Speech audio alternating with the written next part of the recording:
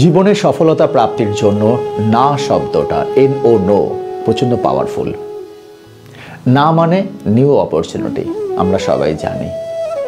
না শোনাটা অভ্যাস করা উচিত জীবনে সফল হওয়ার জন্য, এটাও আমরা জানি।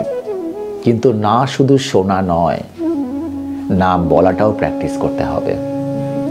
জীবনে এমন কিছু ঘটনা চলে আসে, এমন কিছু পরিস্থিতি চলে আসে যেখানে অনেক কিছু আমাকে আপনাকে করতে হয়, কিন্তু সেগুলো না করলেই ভালো হতো, না করলেই ভালো হয়।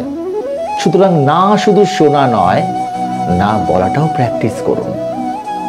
NO নো, না শোনা এবং না বলা, তার উপরে সফলতা প্রাপ্তির অনেক কিছু নির্ভর করে ফ্রেন্ডস।